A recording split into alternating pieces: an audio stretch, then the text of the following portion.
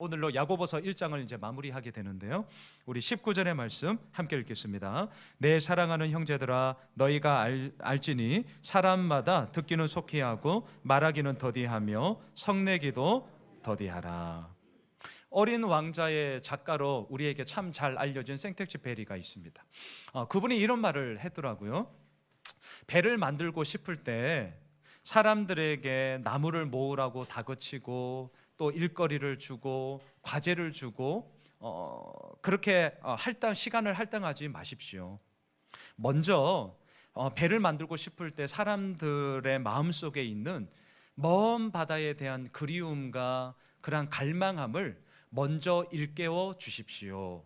이렇게 얘기를 했더라고요. 책을 보면서 그 글귀를 딱 보는 순간 참 인사이트 있는 말이다, 이런 생각을 하게 되었습니다.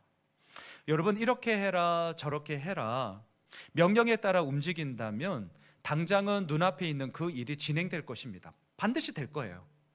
하지만 우리는 알고 있습니다. 소위 상명하복, 윗사람은 명령하고 아랫사람은 무조건 따르기만 하는 상명하복이 진행되면 진행될수록 그 공동체는요, 어느새 명령에 우선 익숙해지게 되죠.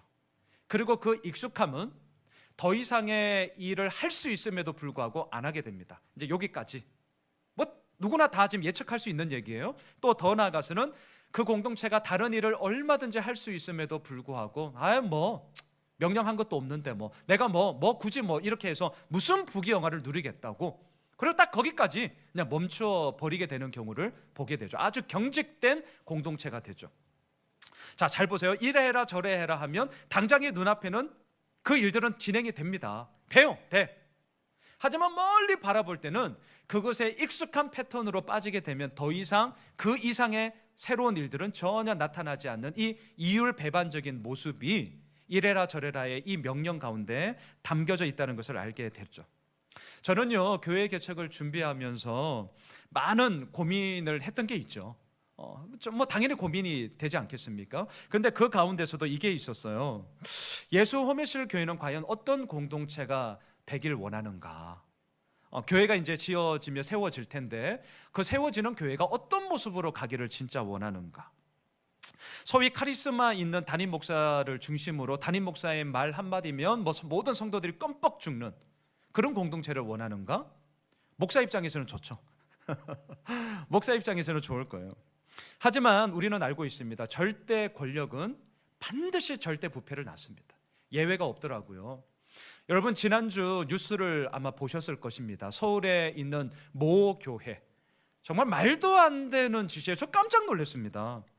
오늘 저희들도 제자 훈련을 이제 시작을 하거든요.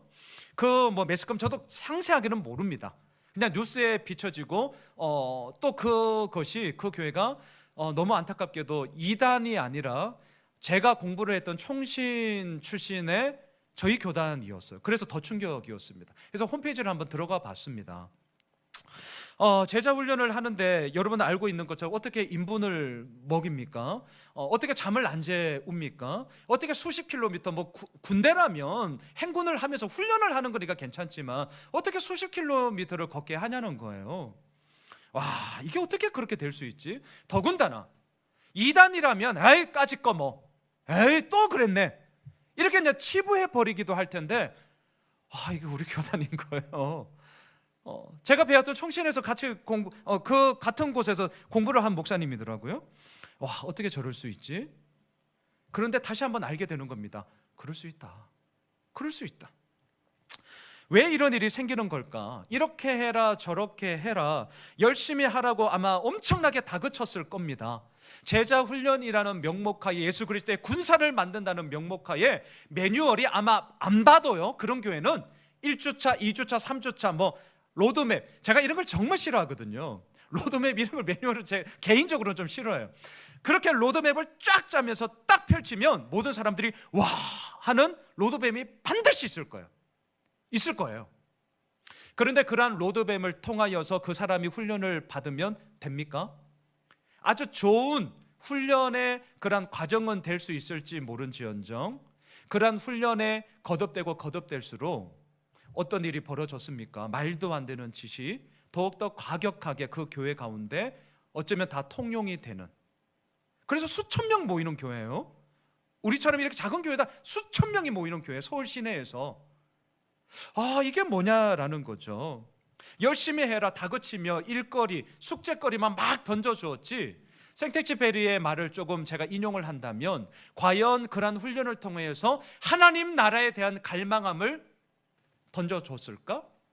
예수 그리스도에 대한 복음의 열망함이 그 훈련을 통하여서 정말 생생하게 이루어진 것일까?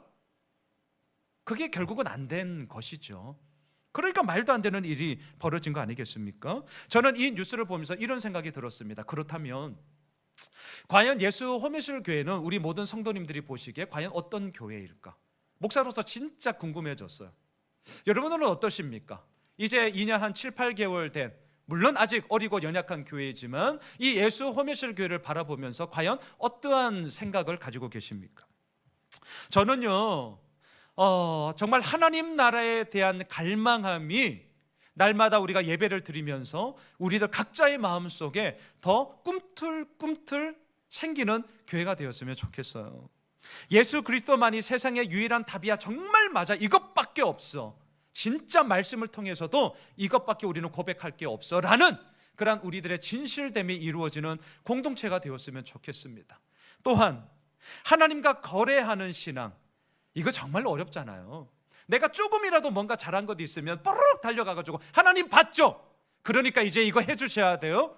이 거래하는 신앙, 이러한 수준 말고 정말 하나님께서 내 삶의 왕이요, 내 삶을 다스리는 주권자요, 또한 그 하나님의 절대적인 신뢰 가운데서 나는 간다, 이러한 믿음의 고백이 왕성하게 일어나는 공동체, 그럼 된 거 아니겠어요? 저는 오늘도 꿈꾸고 소망합니다. 오늘 예배를 준비하면서도 마찬가지입니다. 주님, 저의 설교를 통해서도 결국 하나님만이 우리의 왕이십니다. 예수 그리스도만이 우리의 주입니다. 왜 목사님은 맨날 설교 결론에 예수님 얘기로만 끝내요? 저는 앞으로도 계속 예수님 얘기로만 끝낼 거예요. 이유가 있어요. 이유가 왜? 아주 단순합니다. 예수님만이 우리의 주인이기 때문이에요.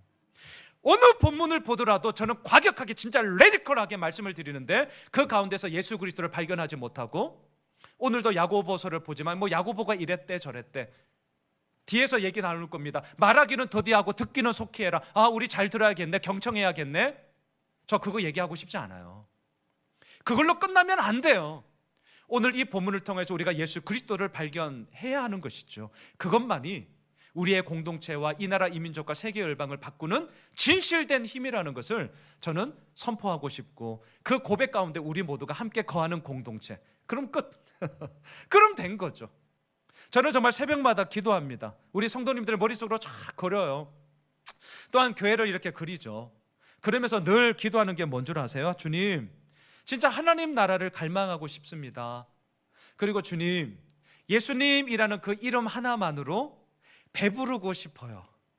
예수님 하나만으로, 예수님 한 분만으로 배부른 공동체가 된다면 그것으로 이 교회의 존재 목적은 교만한 것 같지만 주님 그래도 이루어가는 것 아닐까요? 저 늘 기도하는 제목 가운데 하나입니다. 자, 보십시오. 제가 오늘 서두에 왜 이런 말씀으로 시작을 하냐면, 오늘 말씀은 여러분들이 딱 보시면 알겠지만 너무나 뻔한 얘기예요. 말하기는 더디하고 듣기는 속히 하라. 그리고 두 번째가 뭔 줄 아세요? 너 들었니? 그러면 너 들은 거 이제 행동해. 오늘 본문 내용 끝. 이게 끝이에요. 자, 많은 분들은 오늘 본문을 보면서 이렇게 정리를 하면서 어떻게 끝냅니까? 그냥 듣는 것이 더 중요하구나. 그리고 이제는 한 걸음 더 나가서 듣는 것만 아니고 그 들은 것을 행해야 되는구나. 그래, 나도 행동해야지. 자, 질문할까요? 그렇게 우리가 다짐한다고 해서 되더냐? 라는 이 의문 앞에 이게 이제 어려운 거예요. 그래서 저는 오늘 본문을 통해서 표면적으로는 말하기는 더디하고 듣기는 속히 해라, 너 들었다면 이제 행동해야 돼, 맞는 말입니다. 하지만 이 말이 진짜 우리들에게 맞는 말이 되어진다면, 그리고 이 맞는 말을 통하여서 우리의 삶의 변화가 이루어져야 한다면 진짜 근본적인 변화의 원동력은 어디에 있는가? 이 질문으로 오늘 본문을 함께 보고자 합니다. 두 가지를 살펴보겠습니다. 첫째, 말하는 것보다 듣는 것을 속히 하라고 하는데 뭘 들어야 되죠? 이거 첫 번째 질문이고요. 두 번째, 너 들었니? 그럼 너 행동해. 그럼 뭘 행동해야 됩니까? 차례로 살펴보겠습니다. 첫째, 뭘 들어야 되느냐? 오늘 보면 19절을 다시 한번 보십시오. 내 사랑하는 형제들아 너희가 알지니 사람마다 듣기는 속히 하고 말하기는 더디하며 성내기도 더디하라. 이 구절은 예수를 믿지 않는 사람들도 반감 없이 다 받아들일 수 있는 구절일 겁니다. 요즘처럼 소통을 얘기하는 때가 어디에 있겠? 이건 뭐 이미 소통이 안 된다 뭐 이런 얘기 엄청 많이 하잖아요. 또 다른 사람에 대해서 경청을 해라 이런 얘기는 세상 가운데서도 너무나 많이 얘기되는 것이기 때문에 이런 구절은 뭐 전혀 부담감 없이 받아들일 거예요. 그럼 우리는 질문해야죠. 지금 야고보는 1장 19절을 통하여서 경청을 잘하라 이 얘기를 하는 것일까? 물론 맞는 말입니다. 하지만 겉으로 보기에는 경청에 대한 말씀으로 우리가 이해할 수 있지만 제가 몇 번 말씀을 드리지만 성경을 읽으실 때는 반드시 통으로 보는 훈련을 좀 가지셔야 됩니다. 통으로 보셔야 돼요. 설교의 시간이 무한정 많지 않기 때문에 저는 부득이하게 이 단락별로 이제 다음 주 제가 또 뭘 설교하는지 여러분들이 이미 아시잖아요. 그 다음 야고보서 2장 또 한 단락을 저는 다음 주에 한 주간 묵상하며 말씀을 나누게 될 것입니다. 하지만 성경을 이렇게 읽으실 때는 통독의 중요함도 있는데 그것은 나무만이 아니라 숲을 볼 수 있기 때문이에요. 전체 문맥의 흐름을 우리는 반드시 기억하시면서 보셔야 됩니다. 그래서 질문을 해볼까요? 야고보가 오늘 19절에서는 말하기는 더디하고 듣기는 속히 하라고 할 때 뭘 속히 들어야 한다는 걸까요? 그냥 세상 돌아가는 뉴스가 어떤지를 속히 들어야 된다는 겁니까? 아니면 어디에 무슨 좋은 일이 있는가, 아니면 뭘 투자해야 대박이 터지는가, 소위 인포메이션에 속히 들으라고 하는 것이냐? 물론 그런 거 아니잖아요. 뭘 속히 들어야 하는 것이냐? 앞에 스크린을 한번 보시죠. 야고보서 1장 18절 말씀을 우리 함께 좀 보면 좋겠습니다. 같이 읽겠습니다. 시작. 그가 그 피조물 중에 우리로 한 첫 열매가 되게 하시려고 자기의 뜻을 따라 진리의 말씀으로 우리를 낳으셨느니라. 이 전체 문맥의 흐름에 의하면 말하기는 더디하고 듣기는 속히 하라고 할 때 뭘 속히 들어야 되느냐? 진리의 말씀을 속히 들으라. 이렇게 정리를 하셔야 돼요. 진리의 말씀을 속히 들으라. 자, 창조주 하나님께서 피조물 가운데 우리로 하여금 첫 열매가 되게 하시려는 목적을 가지고 우리를 당신의 형상대로 지으셨습니다. 그리고 나서 보세요. 자기의 뜻을 따라 우리를 진리의 말씀으로 낳으셨습니다. 이 구절을 입장을 딱 바꾸어 놓으면 우리 입장에서는 뭐라고 얘기할까요? 아하, 우리는 하나님의 그 진리의 말씀으로 태어난 존재야. 우리의 존재감은요, 이 진리의 말씀으로 우리가 태어났다는 것에 우리의 존재감을 가지셔야 됩니다. 진짜 여기서부터 출발하셔야 돼요. 자, 우리가 진리의 말씀으로 태어났기 때문에 이제 뭐에 속히 들으라고요? 그 진리의 말씀을 속히 들으라, 이 얘기입니다. 여러분, 듣는 것도 중요하지만 다시 한번 말씀드립니다. 무엇을 듣느냐? 더 중요해요. 무엇을 듣느냐? 아무리 들으라 말을 해도 그 사람이 아무런 가치를 느끼지 못한다면 안 들을 겁니다. 아무리 들으라 얘기해서요, 또 그 얘기야. 알았어. 그리고 그 자리에 앉아 있잖아요. 하지만 그냥 마지못해 듣는 척할 때가 아주 많을 것입니다. 여러분, 오늘 본문의 핵심은 바로 여기에 있습니다. 아무리 들으라 말을 해도 그 사람이 그 가치를 알지 못한다면, 말하기는 더디하고 듣기는 속히 하라라는 이 말씀 아무리 외쳐봐도 우리가 왜 그렇게 되지 않는가, 왜 우리의 삶 가운데 근본적인 변화가 없는가, 저는 오늘 말씀을 근거로 첫 번째 이렇게 얘기하고 싶습니다. 정작 우리가 들어야 할 그 말씀을 내가 진리로 받아들이지 않기 때문이에요. 자, 이 부분을 이제 좀 더 나누도록 하겠습니다. 그래서 오늘 저의 설교의 제목을 나에게 말씀은 과연 진리인가? 한번 우리 스스로에게 되물어 보았으면 좋겠습니다. 오늘 주보 설교 요약지도 좀 참고해 주십시오. 자, 그렇다면 진리가 뭐냐? 헬라어 원어를 보니까요, 이 진리의 의미가 너무 분명합니다. 알레테이아라는 단어인데요, 두 가지의 합성어입니다. 처음 아로 시작하는 이게 헬라어로는 부정어예요. 부정어. no라는 뜻인데 아니야 이런 거예요. 아니야. 레테이아, 기억하다, 잊어버리다, 망각하다, 이런 뜻입니다. 그러면 진리가 뭐죠? 무슨 일이 있어도 잊어버리지 않는 게 진리입니다. 진리가 뭐냐고요? 어떠한 상황이든지 간에 내가 망각하지 않는 게 진리입니다. 그렇다면 우리 스스로에게 한번 던져보십시오. 내가 시간이 지나도 어디를 가든지 무엇을 하든지 내가 잊지 않는 것, 내가 내 기억 속에 아주 생생하게 남아있는 것, 그게 우리에게 진리로 우리를 지금 끌고 가는 거예요. 그게 말씀이면 얼마나 좋겠습니까? 그게 오늘 하나님의 살아있는 생명의 말씀이 내 가운데 꿈틀꿈틀 거리면서 나를 이끌어가는 참된 진리라면 얼마나 좋겠습니까? 그런데 이 설교를 하고 있는 저도 되돌아보면 말씀만이 아니라 그 가운데 뭐가 있냐면 지나온 내 삶의 아픈 경험들 안 잊혀져요. 와, 이거 진짜 안 잊혀져요. 돈! 안 잊혀져요. 힘? 안 잊혀진다니까요. 이게 이제 우리의 숙제입니다. 왜 아무리 들어라 해도 우리가 듣지 않는가? 또 듣는다 해도 이게 그냥 잠깐의 자극만 될 뿐이지 진짜 우리의 삶의 근본적인 변화의 원동력이 되지 않는가? 그것은 우리가 듣고 있는 것이 우리에게 진리가 되지 않는 것이며 정작 우리에게 진리가 되어야 할 이 하나님의 말씀이 자꾸 잊어버리기 때문이에요. 진리는 뭐냐고요? 무슨 일이 있어도 안 잊어버리는 거예요. 어떤 상황에서도 망각하지 않는 게 진리입니다. 이 진리를 우리는 붙잡아야 하는 것이죠. 자, 오늘 본문 20절로 한번 가보십시오. 20절로 사람이 성내는 것이 하나님의 의를 이루지 못함이라. 이 구절만을 떼어내서 그래서 예수 믿는 사람들은 성내면 안 되는구나, 화내면 안 되는구나, 이렇게 나이브하게 아주 안일하게 적용하시면 안 돼요. 그런 구절이 아닙니다. 예수님을 한번 보십시오. 우리가 고난주간을 보내면서 예수님이 십자가를 지시기 마지막 한 주간의 첫 번째 월요일, 예수님이 뭐 하신 줄 아세요? 성전에 가셨잖아요. 예루살렘 성전에 갔더니 이게 웬일입니까? 장사하는 장사꾼들로 막 득실득실 되는 거예요. 제가 늘 자주 쓰는 용어, 성전은 하나님을 예배하는 곳이어야 함에도 불구하고 그 예배하는 것의 그럴싸함이 실속에서는 주고받는 거래의 현장으로 얼마든지 변질될 수 있음을 이미 성경은 우리에게 고발하고 있는 거죠. 거래하고 자빠지고 있는 거예요.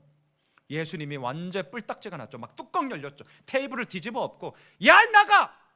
성경은 너무 온순하게 썼어요. 아마 욕하셨을지도 몰라요. 너 그냥 나가, 꺼져. 장사하는 놈들 다 나가.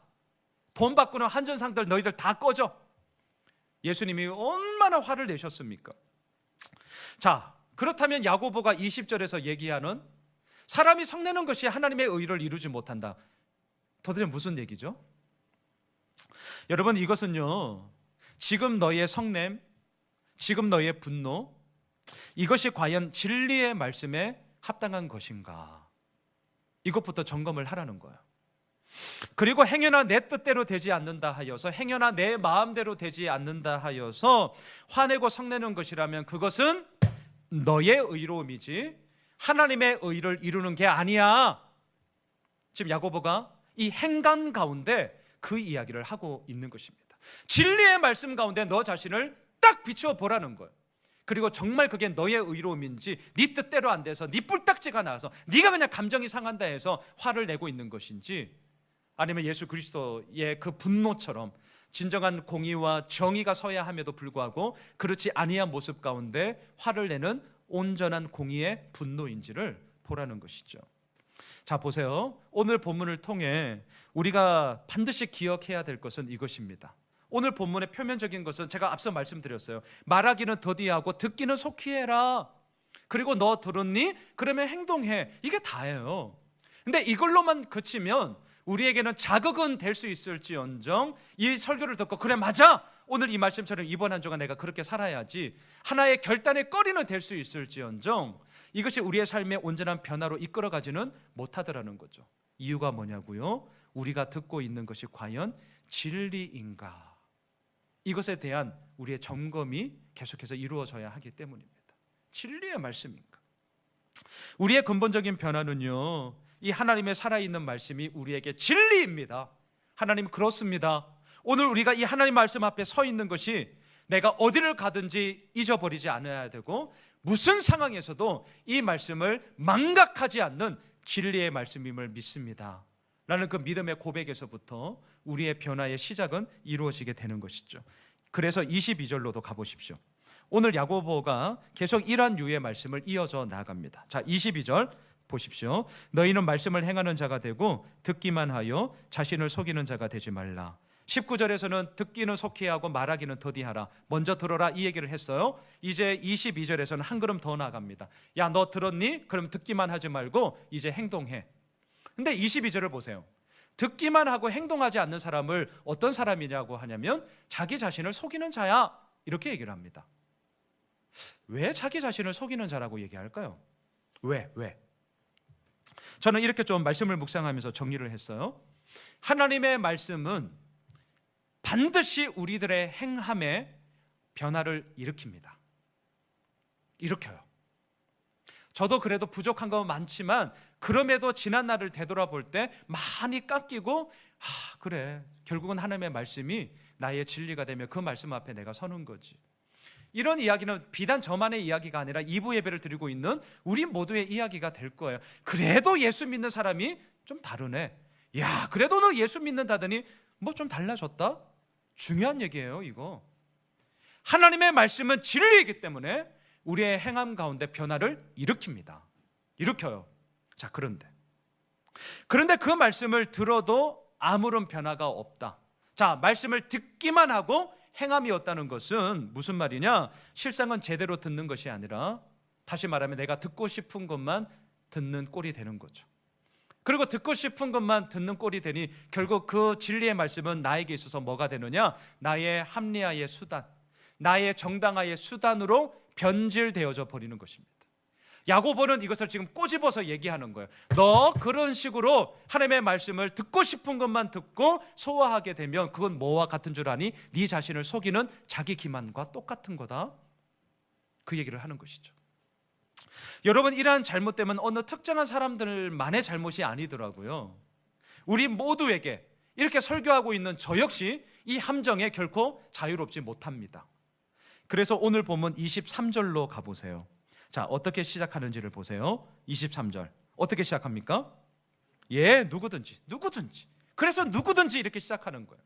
예외가 없다는 말이죠. 누구든지 말씀을 듣고 행하지 아니하면 그는 거울로 자기의 생긴 얼굴을 보는 사람과 같아서, 24절, 제 자신을 보고 가서 그 모습이 어떠했는지를 곧 잊어버리거니와.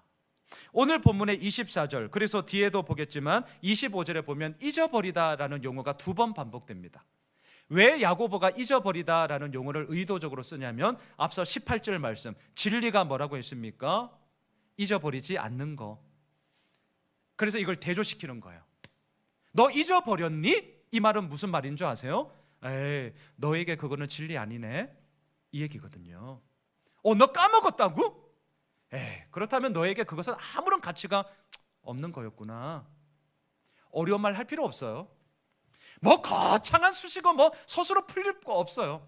저는 진짜 담백하고 심플하게 우리의 삶을 오늘 말씀 앞에 세웠으면 좋겠습니다. 자꾸 내가 잊어버린다고, 물론 연세가 드셔서 깜빡깜빡하는 그런 의미의 잊어버림은 물론 아니고요. 내 삶의 몸으로, 내 삶의 정신으로, 내 삶의 기준으로 이게 뭐지?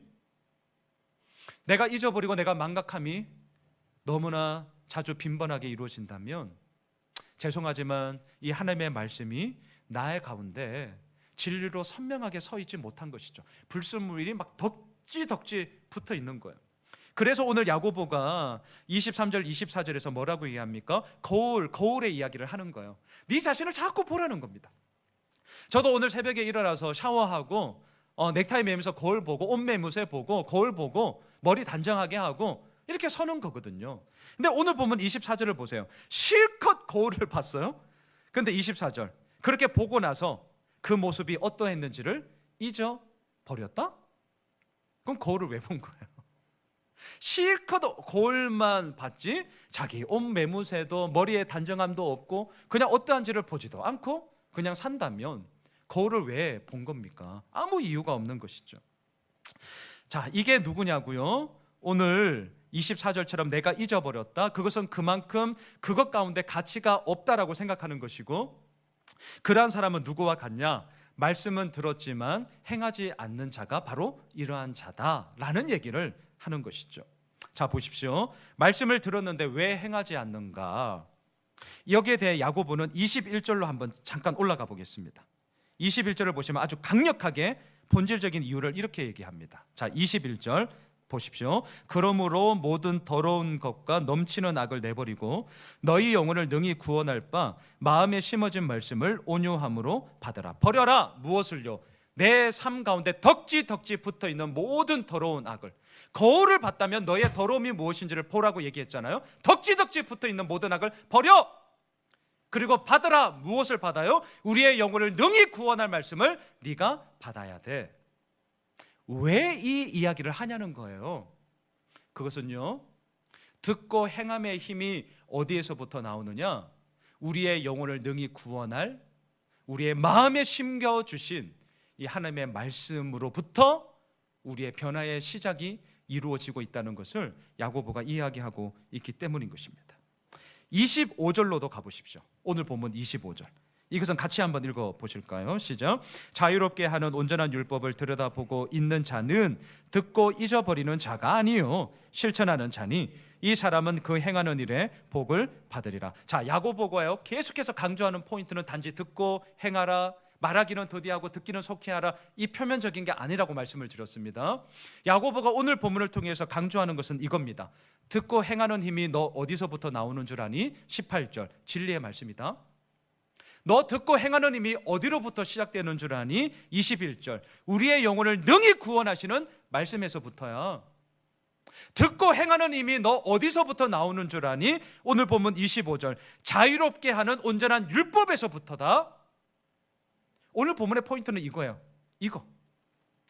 자, 18절의 진리의 말씀, 21절에 우리 영혼을 구원하는 말씀, 이것에 대해서는 우리 모두가 거부감이 없어요. 맞아, 이렇게 되죠. 그런데 25절을 다시 한번 보세요. 25절에 보면 자유롭게 하는 온전한 율법, 이거는 여러분들 어떠세요? 저는 말씀을 묵상을 하면서 이게 걸렸어요. 제 마음속에. 이게 뭐지? 걸리셔야 됩니다. 뭔가 개운하지 않으셔야 돼요. 이유가 뭐냐면 우리가 지난달까지 누가복음을 묵상을 했습니다. 누가복음. 자, 누가복음에서 언급되는 율법의 이미지, 어려운 말 할 필요도 없고요. 누가복음에서 언급된 율법의 이미지는 어떤 이미지였습니까? 사람들을 막 옥죄어요. 사두개인과 바리새인들과 대제사장들, 종교 지도자들이요, 이 율법이라는 칼을 딱 들더니 사람들을 얼마나 옥죄입니까? 막 숨막히게 하죠. 속박합니다. 너 그딴 식으로 살아가면 하나님의 복 못 받아. 종교 무기로서 이 율법을 사용하지 않았습니까? 그렇기 때문에 오늘 이 야고보가 얘기하는 것이 안 들어왔어요. 저에게도. 아니 뭐야, 율법은 사람들로 하여금 구속하고 겁박하는 그러한 수단으로 썼던 거지, 어떻게 자유롭게 하는 온전한 거지? 이게 뭐지? 이제 이렇게 된 거예요. 말씀을 묵상하면서 이게 과연 무슨 얘기일까? 한참을 묵상을 하고 또 여러 책을 찾으면서 저는 이렇게 정의를 했습니다. 한번 들어봐 주십시오. 율법은요, 하나님께서 구원의 수단으로 우리에게 주신 것이 아닙니다. 구원의 수단으로 주신 게 아니에요. 율법은요, 이미 구원을 받은 우리들에게 하나님과의 관계에서 어떻게 하는 것이 자유를 누리고 감사함을 누리고 기쁨을 누리고 온전함을 이룰 것인가에 대한 하나님의 명령으로 주신 것임을 잊으시면 안 돼요. 자, 이 말이 헷갈리신다면 출애굽을 한번 생각하시면 너무나 단순하게 정리가 됩니다. 하나님께서 이스라엘 백성들에게 율법을 언제 주셨습니까? 출애굽하기 전입니까? 출애굽한 후입니까? 예, 출애굽한 후죠. 그럼 이제 답은 나왔죠. 출애굽은 하나님의 은혜로 말미암아 이루어진 것이지, 율법을 지킨 것이 조건이 되어서 그에 상응하는 대가로 출애굽을 시킨 것이 아니죠. 이미 하나님의 은혜를 받았어요. 하나님의 구원을 받았어요. 그리고 나서 하나님께서 율법을 주셨어요. 왜? 그 받은 은혜와 그 받은 구원을 네 마음대로 자유가 아니라 방종과 방탕으로 네 멋대로 살아갈 것이 아니라, 너에게 준 은혜와 너에게 준 그 구원의 기쁨이 얼마나 감사한 것인지를 잘 보관하기 위해서는 그릇이 필요한데, 그 그릇이 뭐냐? 율법으로 주어진 겁니다. 근데 문제는 이 율법을 종교 지도자들이 자신의 권력을 유지하고자 하는 무기로 악용한 것이 잘못되었던 것 아니겠습니까? 자, 야고보는요, 오늘 이 본문을 통하여서 이 율법의 원래적인 의미를 자유롭게 하는 온전한 율법이라는 말을 통하여서 우리들에게 다시금 분명하게 새기고 있는 것입니다. 방종과 방탕으로 하나님이 주신 은혜를 네 멋대로 사용하지 말라는 거예요. 하나님이 다 하신다며 그러면서 너의 게으름을 자기 합리화하지 말라는 거죠. 네가 진짜 하나님의 은혜를 알았냐? 그렇다면 그 하나님의 은혜는 우리들로 하여금 자유롭게 하며 그 자유로움은 네 멋대로 하는 것이 아니라 하나님이 우리의 삶에 주신 규범, 이 율법의 이 바운더리 안에서 그 진짜 자유함이 지켜지는 거다라고 우리에게 말씀하고 있는 것이죠. 자, 첫 번째, 우리는 무엇을 들어야 하냐고요? 진리의 말씀을 들어야 합니다. 알레테이아라는 이 단어를 잊지 마십시오. 진리가 뭐냐고요? 어디를 가든지 잊어지지 않는 겁니다. 무엇을 하든지 내가 망각하지 않는 게 진리입니다. 그 진리의 말씀 앞에 우리가 오늘도 서야 되는 거죠. 자, 두 번째, 듣기만 하지 말고 행하라고 하는데 무엇을 행해야 될까요? 오늘 본문 26절, 27절로 한번 가보십시오. 누구든지 스스로 경건하다 생각하며 자기 혀를 제갈 물리지 아니하고 자기 마음을 속이면 이 사람의 경건은 헛것이다. 하나님 아버지 앞에서 정결하고 더러움이 없는 경건은 곧 고아와 가부를 그 환난 중에 돌보고 또 자기를 지켜 세속에 물들지 아니하는 그것이니라. 26절은 헛된 경건, 27절은 참된 경건, 이렇게 딱 나눌 수가 있습니다. 자, 그러면 듣기만 하지 말고 행하라라고 할 때 무엇을 행해야 되냐고요? 27절 참된 경건을 행해야죠. 이건 뭐 두말하면 잔소리죠. 참된 경건이 뭐냐고요? 고아와 가부, 오늘날로 말하면 사회적 취약계층을 돌아보는 것이고요, 더 나아가서 나 자신을 세속에 물들지 않도록 지키는 것이 참된 경건이다. 자, 그런데 저는 오늘 헛된 경건은 이런 것이고 참된 경건은 이런 것이고 이걸 지금 말씀드리고 싶은 게 아니고요, 더 근본적인 것을 함께 좀 찾아보고자 합니다. 헛된 경건과 참된 경건이 어디에서부터 다른가를 보려고 합니다. 26절의 시작을 잘 보십시오. 26절의 시작. 자, 어떻게 시작됩니까? 누구든지 스스로 경건하다 생각하며, 밑줄을 쫙 치셔야 돼요. 그리고 스스로라는 단어에 아주 별표를 하셔야 됩니다. 그럼 반대로 27절을 보세요. 잘 보세요. 27절의 시작이 어떻게 됩니까? 하나님 아버지 앞에서. 자, 들었다면 행해라. 뭘 행해라? 참된 경건을 행해라. 이건 누가 모르냐고요. 이런 말 아무리 100번 1000번 해보십시오. 우리가 변하는가? 자극은 될지언정 우리의 속한 본질적인 변화가 안 이루어진다니까요. 그거 말고 저는 오늘 이렇게 우리에게 질문하고 싶습니다. 스스로의 생각이십니까? 오늘도 하나님 아버지 앞에 서 있는 것입니까? 이렇게 가셔야 돼요. 왜 사람들이 헛된 경건으로 이렇게 살면 안 되잖아요. 근데 왜 헛된 경건으로 자꾸 가느냐? 스스로의 생각 때문에. 그건 네 생각이고, 하나님이 우리에게 얘기하는 거죠. 그건 네 생각이고, 우리의 모든 삶의 형편 가운데 하나님 아버지 앞에 서 있어야 함을 우리는 가져야 하는 것이죠. 지난 목요일 금요일 우리가 큐티했던 말씀이 이사야 48장입니다. 새벽 설교를 통하여서 아마 들으신 분들은 기억하시겠지만 48장을 보시면 들어라라는 말이 무려 11번이나 나옵니다. 들어라 들어라 들어라 들어라 들어라. 제가 지금 5번 얘기했어요. 들어라 들어라 11번이나. 왜 이렇게 들으라고 11번씩이나 외칠까요? 안 들으니까. 자, 스크린을 한번 보시죠. 이사야 48장 18절. 그러한 안 듣는 이스라엘 백성들에게 하나님이 이렇게 말씀하십니다. 18절 말씀 함께 읽겠습니다. 네가 나의 명령에 주의하였더라면 내 평강이 강과 같았겠고 내 공의가 바다 물결 같았을 것이며. 얼마나 슬픈 얘기입니까? 얼마나 안타까운 얘기입니까? 얘들아, 네가 나의 명령에 주의했더라면, 내 말 좀 들어줬다면. 가정법을 쓴다는 것은 뭐예요? 현실 가운데 그게 없었다는 거잖아요. 평강이 강과 같을 것이고 공의가 바다 물결 같았을 것인데 너희들 삶 가운데 그게 없다는 거예요. 그렇다면 왜 안 들었을까요? 계속 스크린을 보시죠.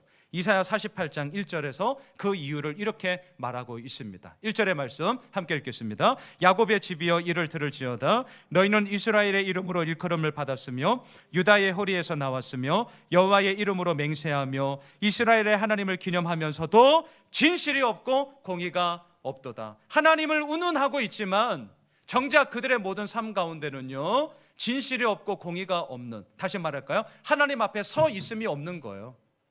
그건 네 생각이고, 하나님이 이 얘기를 하시는 거죠. 그건 네 생각이고, 너 진실이 없고 공의가 없어. 하나님 앞에 서 있는 게 없구나. 경건의 모양은 있을지언정 경건의 능력이 없다. 왜요? 하나님 앞에 서 있음이 이들 가운데 없었기 때문이죠. 두 번째, 우리가 무엇을 행해야 되냐고요? 스스로의 생각에서 벗어나 오늘도 하나님 앞에 서 있음이 결국 참된 경건을 도출하게 되는 출발점이 되는 것입니다. 말씀을 정리하겠습니다. 듣고 행함, 이것은 분명 우리들의 삶 가운데 변화를 가져옵니다. 저는 믿습니다. 그렇기 때문에 우리는 무엇을 들어야 합니까? 진리의 말씀을. 우리는 무엇을 행해야 됩니까? 하나님 아버지 앞에 오늘도 서 있는 것을 행해야 하는 것이죠. 예수님도 이렇게 말씀을 하셨어요. 앞에 스크린을 한번 보실까요? 누가복음 8장 21절의 말씀입니다. 함께 읽겠습니다. 예수께서 대답하여 이르시되 내 어머니와 내 동생들은 곧 하나님의 말씀을 듣고 행하는 이 사람들이라 하시니라. 예수님의 가족은 하나님의 말씀을 오늘도 듣고 행하는 자입니다. 사랑하는 우리 예수 홈이실 가족 여러분, 말씀을 듣고 행함으로 이것이 조건이 되어 우리가 하나님의 자녀가 된 것이 아닙니다. 이미 하나님의 절대적인 주권과 선택으로 당신의 자녀를 삼아 주셨기 때문에 오늘 우리가 이 야고보서 말씀 앞에 서 있는 것이고 듣고 행하는 자로 나아가야 하는 것이지요. 바라기는 오늘도 이 진리의 말씀을 붙잡고요, 이번 한 주간도 하나님 아버지 앞에 우리가 서 있읍시다. 그리고 그 서 있음이 주 말씀 향하여 달려감 속에 하나님의 놀라운 영광스러움을 맛보게 될 것입니다. 힘드십니까? 어려우십니까? 예! 그것 가운데서도 우리가 오늘도 이겨나갈 수 있는 말씀은 이 살아있는 하나님의 생명의 말씀이 우리에게 진리가 되기 때문입니다. 우리 다 함께